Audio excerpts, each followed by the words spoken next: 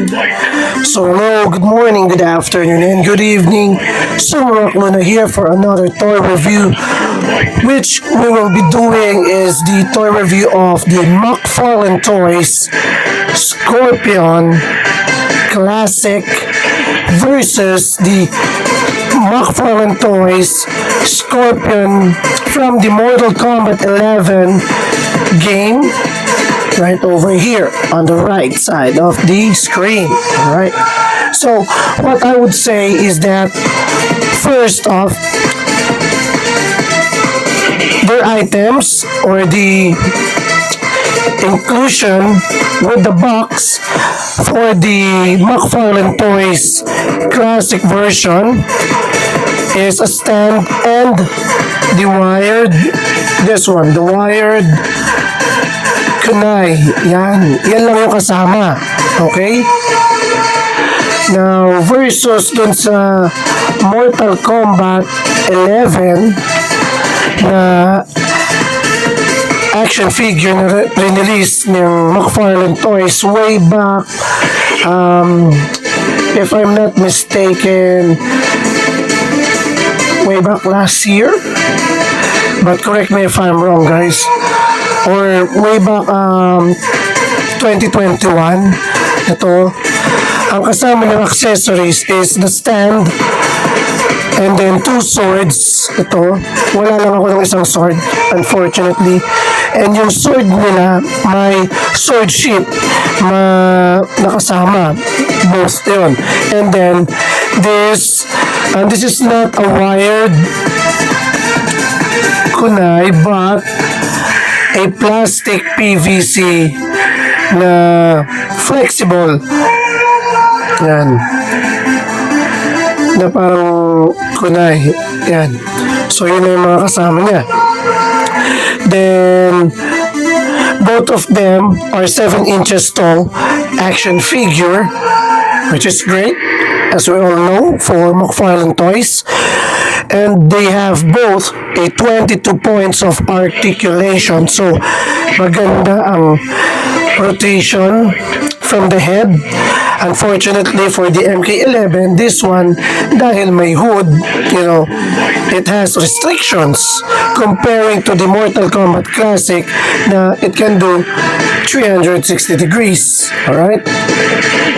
Yan. As you can see. Now, both of them on their on their shoulders, or they have both a bicep swivel. Okay? Hindi ko na masyadong ipapakita. Alright? Ayan. Nakikita nyo. And double jointed ang elbows. Same goes with the knees for better bending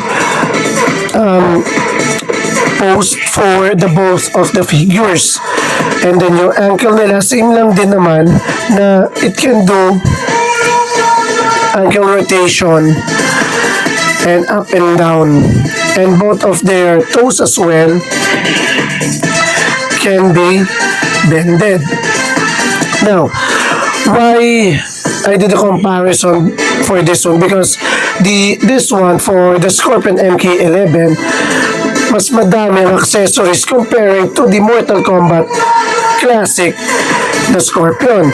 And at the same time, for me, the Mortal Kombat 11 action figure by McFarlane Toys, this one is closest to the 2021 movie ng Mortal Kombat na ang nagportray lang naman na actor kay Scorpion ay si Hiroyuki Sanada, which is nagportray din sa Netflix series na Shogun or Shogun.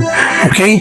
So ito yung masasabi kong action figure na closest doon sa role na pinatray ni Hiroyuki Sanada. Yan. Ito kasi yung second version or second variant ng Mortal Kombat 11 na Into the Shadows. Kaya siya dark. Kasi yung another version nito is yellow yung cloth. Now for the other details, nakaka-disappoint lang kasi din is that for the classic na Mortal Kombat Scorpion is, sorry guys, yan, is the details of this one for the costume only. Why? Mortal Kombat Classic, wala dapat tong belt. Yan, nakikita nyo? Usually, wala dapat belt. Dapat it should be a yellow what do you call it, sash na nakapalibot lang dapat sa kanya. Alright? Wala dapat na ganitong belt. Pero overall, yung classic style niya, nandun pa rin yung detail. Ito lang yung nakakasira, kumbaga. Yun lang yung nakaka-disappoint dito sa McFarlane Mortal Kombat Classic na linabas nito. Ayan, itong belt lang na to. Yung head sculpt, yung details, pasok talaga sa Mortal Kombat Classic. Ayan, kung makikita nyo. Nilanggal ko na. Yan. And then yung mask. But doon lang, medyo na-off ako. Doon sa belt lang. Everything looks good, but only the belt. Articulation-wise, all good for the Mortal Kombat Classic. So baka magtataka yung mga viewers natin na bakit limited ang accessories ni Scorpion sa Mortal Kombat Classic. Kasi nga, sa Classic Mortal Kombat, usually ang nilalabas lang niya is this kunai that has a long rope on it. Or minsan, pag nagtanggal na siya ng face niya, naging skull na siya with the flaming effect on the skull. Yung scorpion-like monster, yun na kunay, nagbabago, nagiging ganun siya. Yun lang yung current weapon niya. No sword, no kunay, or whatsoever. Yun lang yung difference nila dun sa classic versus the MK11 na Scorpion. So hopefully,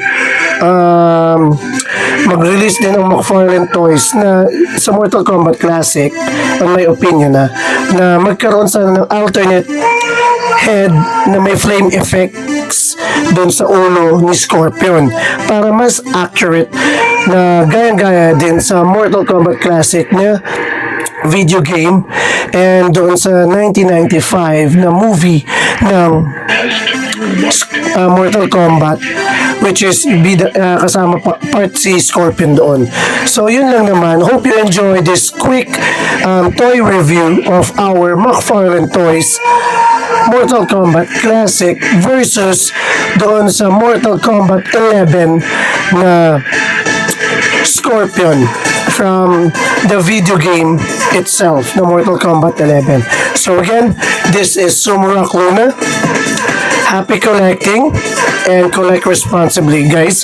So please do like and follow my page on Facebook, TikTok, Instagram, and on YouTube for more toy unboxing and toy review.